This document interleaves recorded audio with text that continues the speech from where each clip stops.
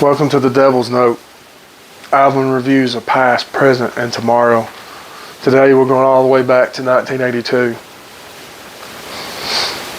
A young Chuck Schroeder and a young Rick Ross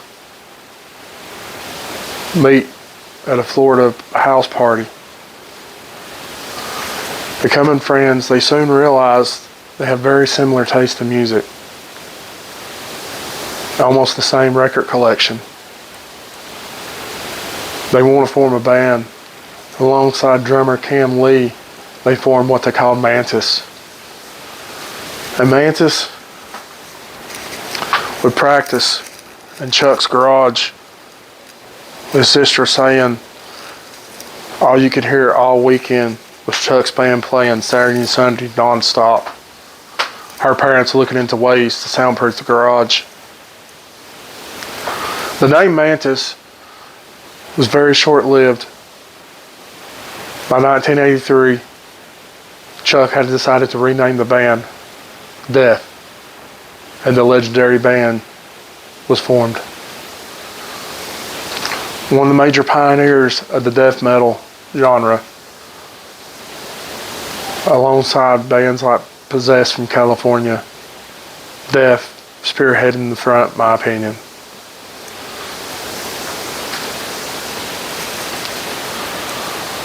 Death, like many other bands back then that wasn't signed, would participate in the underground tape trading. Back then, that's why unsigned bands would get their music out. They would record tapes, demos, and mail them to random addresses that they'd find in the magazine, in hopes they'd get something back too, and get their demos to record companies. A lot of bands did this back then. A lot of bands come from this. Death was gaining momentum from this. Their music reaching all over Florida.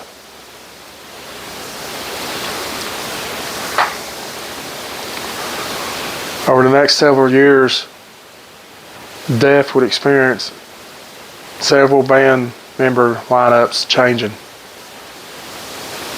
with the only original member being Chuck and primary songwriter.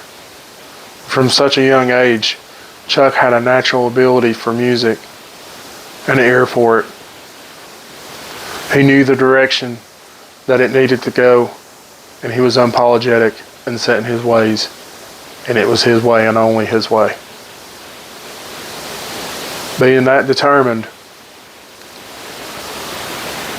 he makes it out to California in the Bay City area,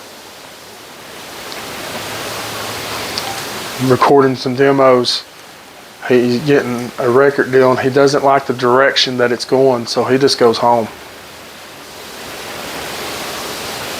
Back to Florida.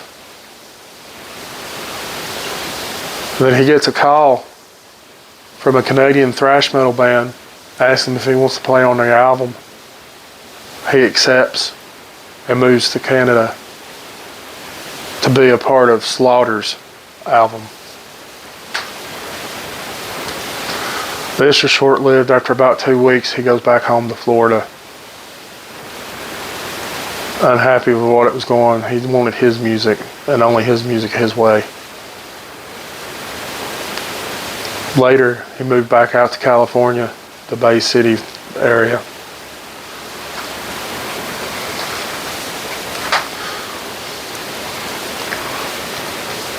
He records the demo, Mutilation. Just catches the eye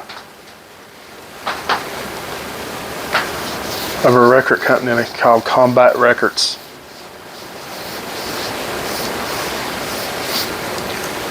The head producer, though, dismissing them as a joke.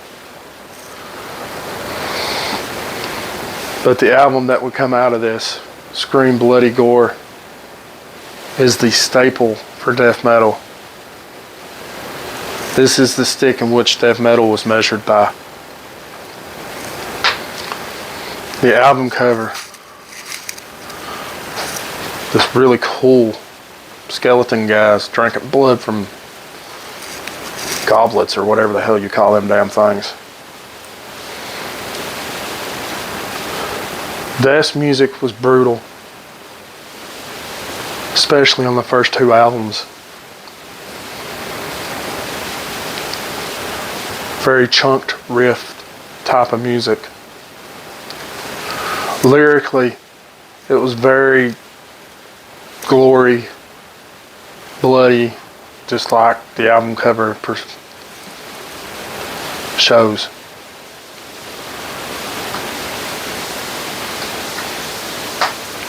Almost like a horror movie. Slashing, guts, all kinds of things. One of the primary starts and major contributing lyrical path of death metal.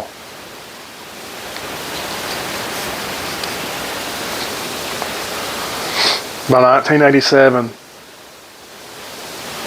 their first album was complete. Not getting much momentum or traction from the record company or any critics. Fan-wise, was perceived majorly.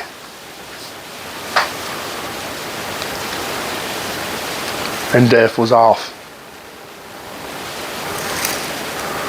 Over their career, lasting from 1983 to 2001, only disbanding because Chuck died of a brain tumor and pneumonia. He released 7 albums, along with different lineup changes over the years, him remaining the only original member through the whole thing.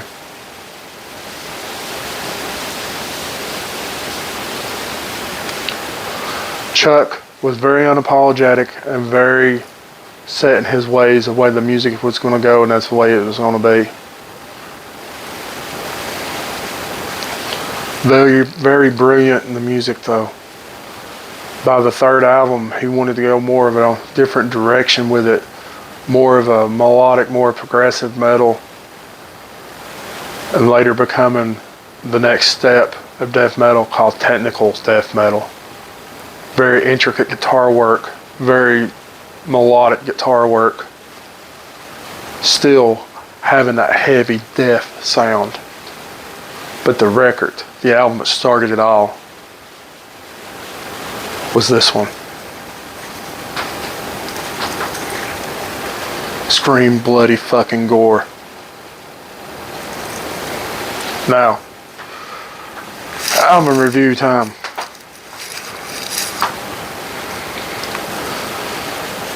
Rough sound in the beginning, but perfect. What the kick in the nuts is what metal needed at that moment. To kick it in a totally different direction, to see how far they can push it, how heavy, how bloody, how gory the music can go. Death did just that.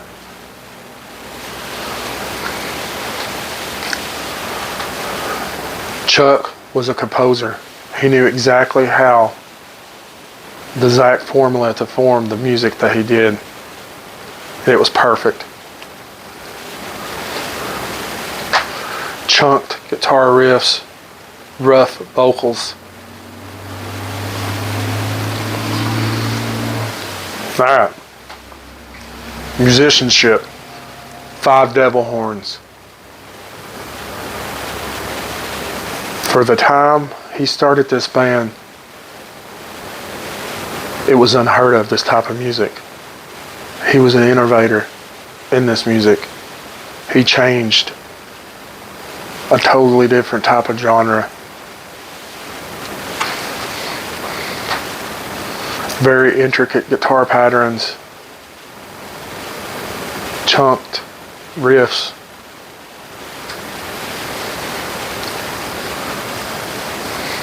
Just a hard, heavy sound.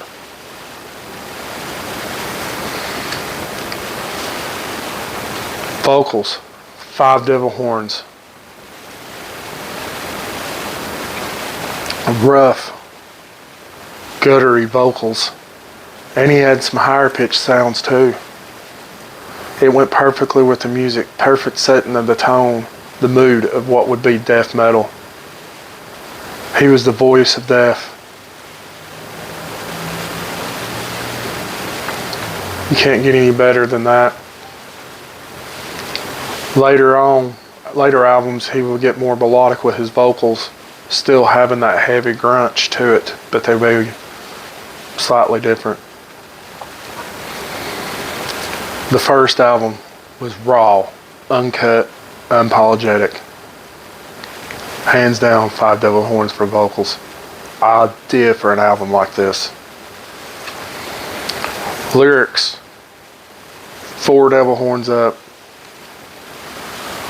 Although very creative, descriptive, and the staple for what death metal was, I wish they'd been just a little bit more poetic. That was perfect with what the music was supposed to be and the album cover. Gore, guts, blood. Now artwork.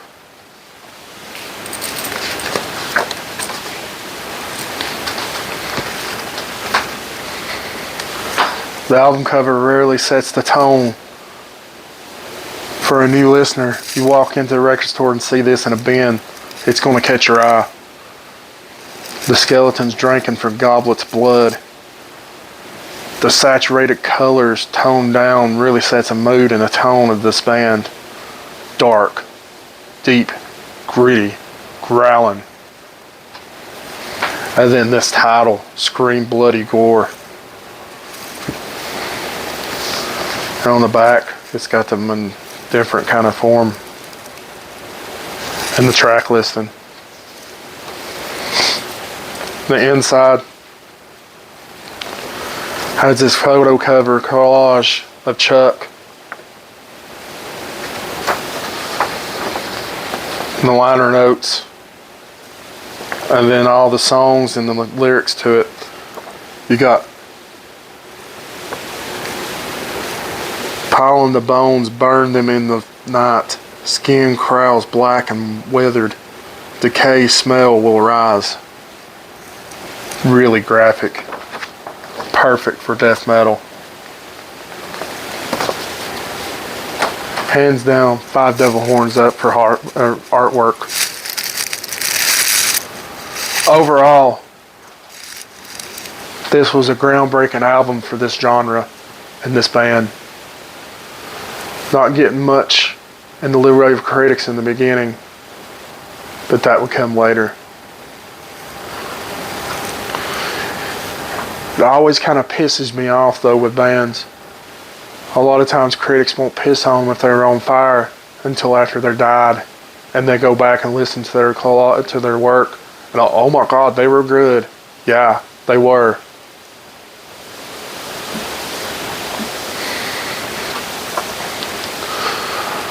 But as always, until next time, keep it heavy and stay metal. And remember, this is only an opinion of mine. Everybody has an opinion, just like everybody has an asshole, so don't be one. If you don't like what I say, just turn it. And like this record and many other records I get, I use a record booth down in Rockwood, Flea World, called Ark of Peace Crystal Colorations. There's his card. Really cool dude. Awesome to hang out with. He's cool if you just sit and talk music with him. Awesome guy. If he doesn't have it, most definitely he can get it. He's got me some really rare stuff. Suggest going in there and checking him out. He's got all kinds of records, not just metal. He's got all kinds of genres. He can get about anything. He has a lot of like Zeppelin, Sabbath now, new records, and he has used old ones too, vintage. Has all kinds of other things in his shop too. It's a really cool place to check out.